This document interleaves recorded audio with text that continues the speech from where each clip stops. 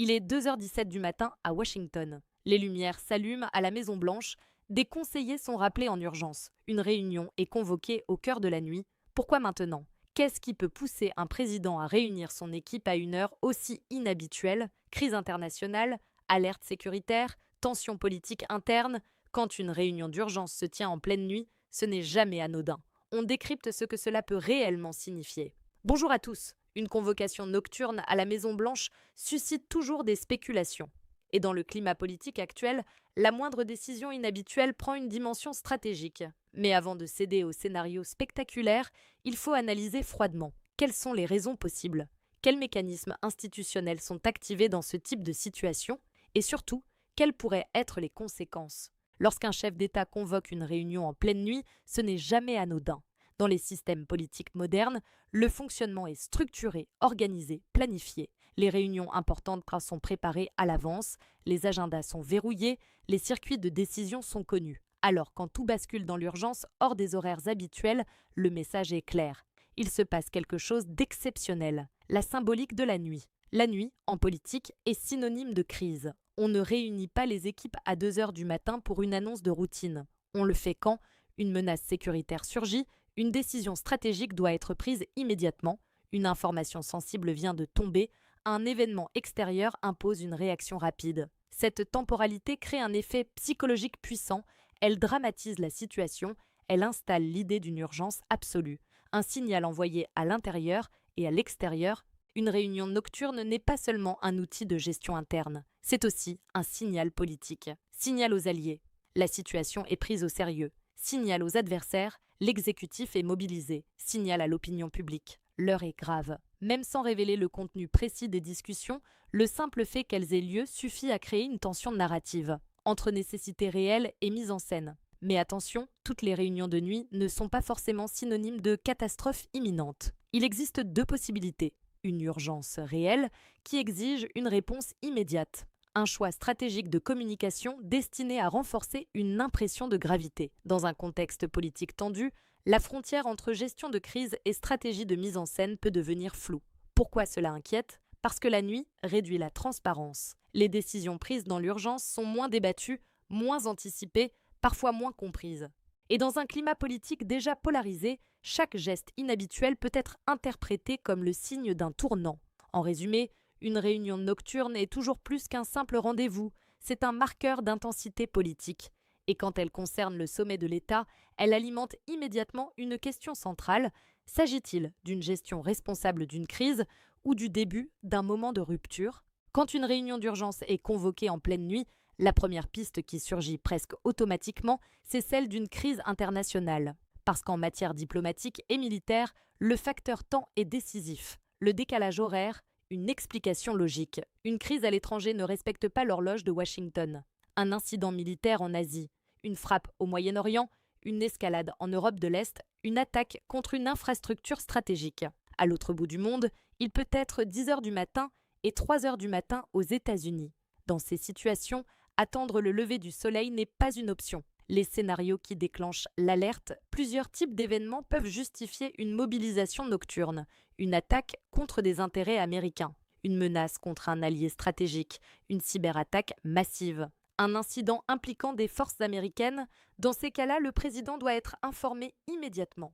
Les services de renseignement, le Pentagone, le Conseil de sécurité nationale entrent en action. La chaîne décisionnelle s'active sans délai, le poids des alliances. Les États-Unis sont liés par des alliances formelles, notamment via l'OTAN. Un incident impliquant un allié peut théoriquement enclencher des mécanismes automatiques de consultation, voire d'assistance. Même sans aller jusqu'à l'engagement militaire, une déclaration présidentielle mal calibrée peut faire monter ou redescendre la tension. Chaque mot compte. La dimension invisible, la guerre hybride, aujourd'hui, une crise ne passe pas forcément par des missiles. Une cyberattaque contre des réseaux énergétiques, financiers ou militaires peut suffire à déclencher une réunion d'urgence. Ce type de menace est rapide, opaque, difficile à attribuer, et donc particulièrement sensible. Le risque d'escalade, ce qui inquiète dans l'hypothèse internationale, ce n'est pas seulement l'événement déclencheur. C'est la possibilité d'un engrenage, une riposte, une contre-riposte, une surenchère diplomatique ou militaire. Dans un contexte mondial déjà instable, chaque incident peut devenir un point de bascule. Pourquoi cette piste est crédible? Historiquement, les réunions nocturnes les plus marquantes ont souvent été liées à des crises extérieures majeures, parce qu'en politique étrangère, l'imprévu est permanent, et parce qu'au sommet de l'État, la règle est simple, mieux vaut surréagir que sous-réagir face à une menace internationale. Reste une question essentielle, s'agit-il d'une tension contenue ou du premier signal d'un épisode diplomatique plus large? C'est précisément ce flou qui nourrit l'inquiétude. Et si cette réunion nocturne ne venait pas de l'extérieur, mais de l'intérieur, parce qu'il ne faut pas l'oublier, les secousses les plus imprévisibles ne viennent pas toujours de l'étranger. Parfois, elles surgissent au cœur même du pays. Une crise politique soudaine, à Washington, les équilibres sont fragiles. Une décision judiciaire majeure, une inculpation, une fuite sensible, une rupture interne au sein du parti, un vote surprise au Congrès. Dans un contexte polarisé, un événement politique peut provoquer une onde de choc immédiate. Et lorsqu'il touche directement l'exécutif, la réaction peut être instantanée. Une réunion d'urgence peut alors servir à calibrer la communication, évaluer les risques institutionnels, anticiper les réactions des marchés et de l'opinion, parce qu'en politique, le timing est stratégique. La variable judiciaire, si un développement judiciaire intervient, décision de Cour suprême, nouvelle procédure, avancée dans une enquête sensible, le pouvoir exécutif doit mesurer ses marges de manœuvre. On ne parle pas seulement de droit, on parle d'impact politique, médiatique, institutionnel. Dans ce type de moment, chaque réaction publique peut amplifier la crise ou l'atténuer. Une menace sécuritaire sur le sol américain, autre scénario, une alerte sécuritaire, menace terroriste crédible, cyberattaque massive. Incident majeur impliquant des infrastructures critiques, troubles graves dans une grande ville. Dans ces cas-là, l'urgence ne laisse aucune place au délai. La coordination entre agences fédérales, gouverneurs, forces de sécurité doit être immédiate. Et la Maison-Blanche devient le centre nerveux de la gestion de crise. L'effet domino intérieur, ce qui rend l'hypothèse intérieure particulièrement sensible, c'est l'effet domino. Une crise politique peut affaiblir l'autorité présidentielle, fracturer davantage le Congrès, nourrir la défiance publique. Une crise sécuritaire peut provoquer la panique, entraîner des mesures exceptionnelles, déclencher des débats sur les libertés publiques. Dans les deux cas, l'impact est direct sur la stabilité nationale. Le facteur psychologique, il y a aussi une dimension moins visible, la perception. Une réunion en pleine nuit envoie un signal fort au pays. Même sans connaître le sujet, l'opinion comprend que quelque chose de sérieux est en train de se jouer. Et en politique, la perception peut parfois peser autant que la réalité. Alors la question devient centrale, sommes-nous face à une crise intérieure qui menace l'équilibre politique ou sécuritaire du pays? Ou s'agit-il d'une mesure préventive face à un risque encore invisible? C'est cette incertitude, plus encore que le contenu réel de la réunion, qui alimente l'inquiétude. Troisième piste, moins spectaculaire qu'un conflit militaire, mais parfois tout aussi explosive, la crise économique, parce qu'une onde de choc financière peut se propager plus vite qu'un missile. Les marchés ne dorment jamais Wall Street ferme, mais les marchés asiatiques ouvrent. Les places européennes suivent, les contrats à terme s'emballent.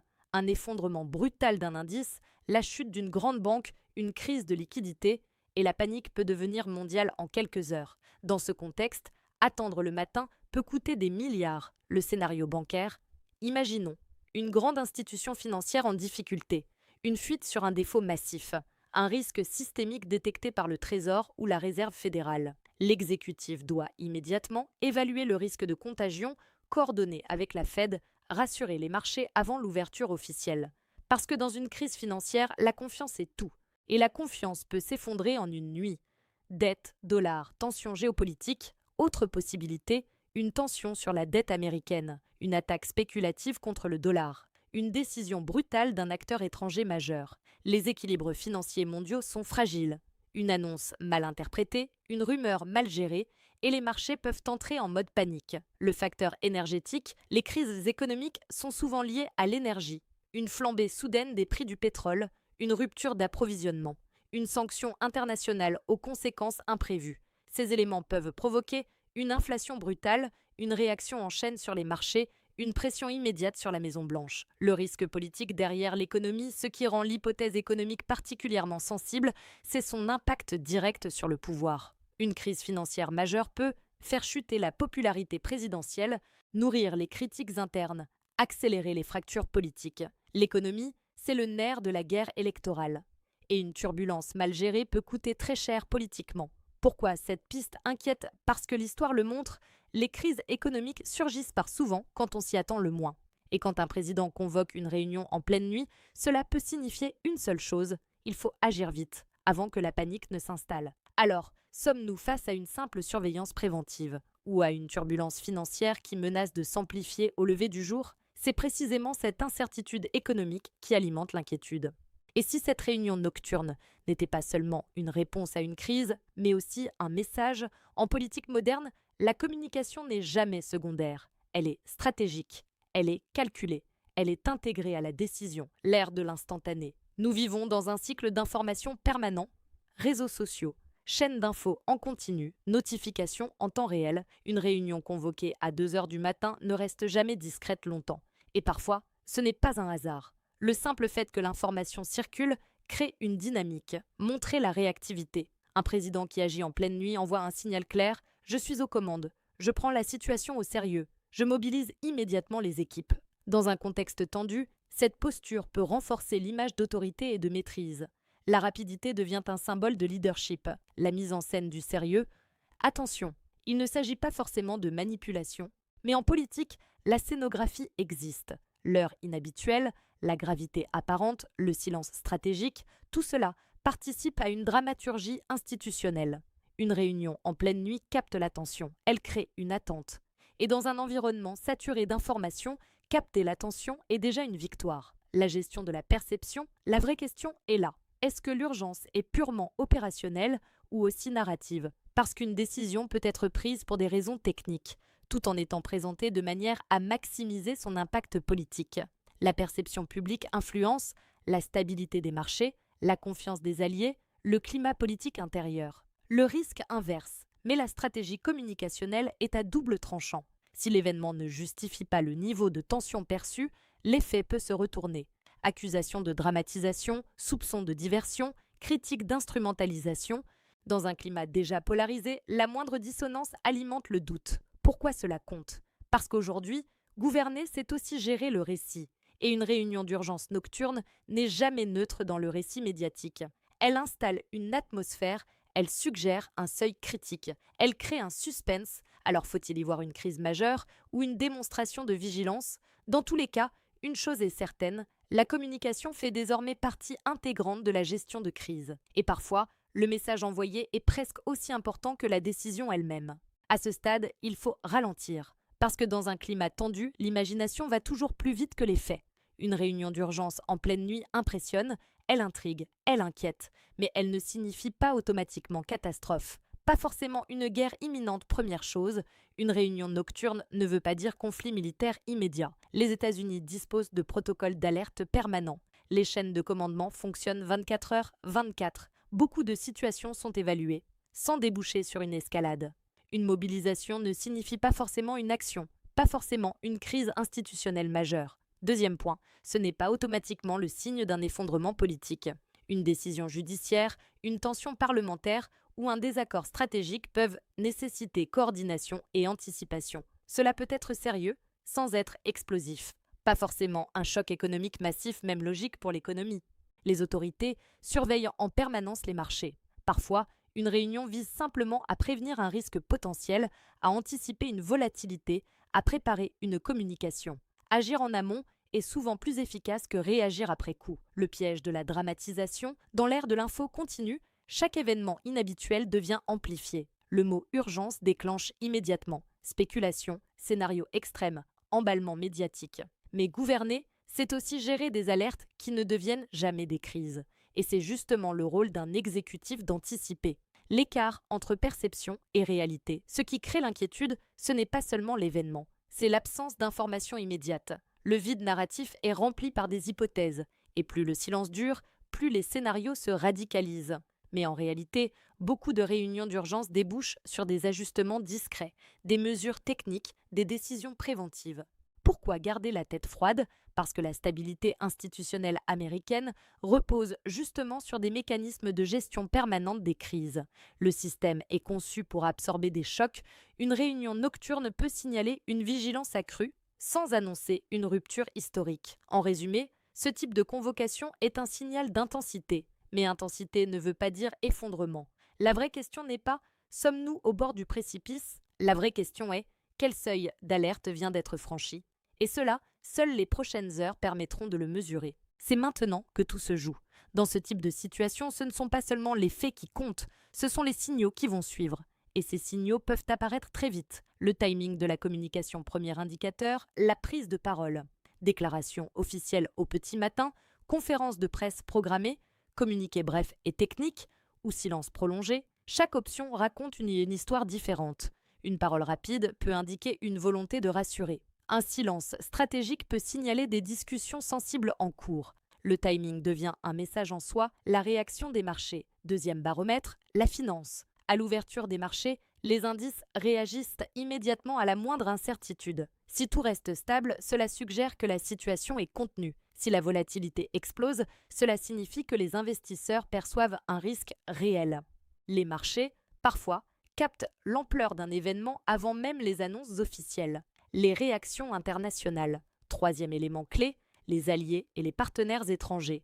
Des déclarations diplomatiques rapides, des consultations annoncées, des appels entre chefs d'État. Ces réactions peuvent révéler si la crise dépasse le cadre intérieur. La diplomatie parle souvent à demi-mot, mais elle parle vite quand la tension est réelle. Le Congrès et l'opposition, quatrième indicateur, la réaction politique interne. Si des leaders du Congrès demandent des briefings urgents, si des commissions annoncent des auditions, si des figures de l'opposition prennent la parole avec gravité, cela signifie que l'événement a un poids institutionnel. À l'inverse, un ton mesuré peut indiquer que la situation est sous contrôle. Le facteur perception publique. Enfin, il y a l'opinion. Les réseaux sociaux, les chaînes d'information, les éditorialistes vont scruter chaque détail. Le climat peut basculer très vite d'une simple curiosité à une inquiétude collective.